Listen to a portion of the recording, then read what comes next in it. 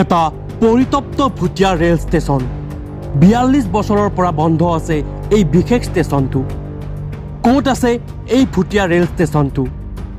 ভূত প্ৰেতাত্মা আদিৰ কথা আমি সকলোৱে শুনি আহিছোঁ তেনেকুৱা এটি ভুটীয়া ৰেল ষ্টেচন আছে এইখন ভাৰতবৰ্ষতে তথ্য অনুসৰি এই ভুটীয়া ৰেল ষ্টেচনটো আছে ভাৰতৰ পশ্চিমবংগৰ পুৰুলিয়া জিলাত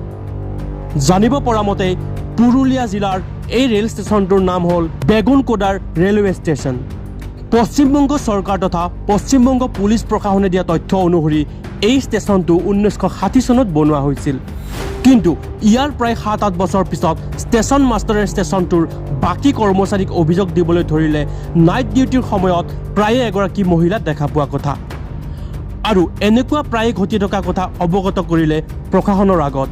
আৰু ইয়াৰ কিছুদিন পিছত মৃত্যু ঘটে ষ্টেচন মাষ্টাৰগৰাকীৰ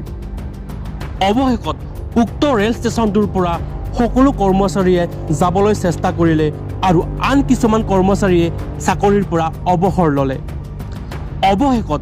এই ষ্টেচনটো পশ্চিমবংগ চৰকাৰে বন্ধ কৰিবলৈ বাধ্য হ'ল কাৰণ বেগুনকোদাৰ নামৰ এই ৰেলৱে ষ্টেচনটোত কোনো নতুন কৰ্মচাৰীয়ে যোগদান নকৰে বুলি অভিযোগ দাখিল কৰিলে ৰেল বিভাগত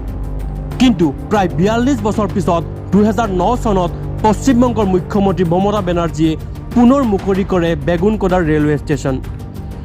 কিন্তু মুকলি হোৱাৰ পিছতো এই ষ্টেচনটোত বৰ্তমানেও দিনৰ ভাগতে ৰেল কিছু সময়ৰ বাবে ৰয় বুলি জানিব পৰা যায় আৰু নিশাৰ ভাগত ৰেলসমূহ অতি তীব্ৰ বেগে এই ষ্টেচনটো পাৰ হৈ যায় বুলি জানিব পৰা যায়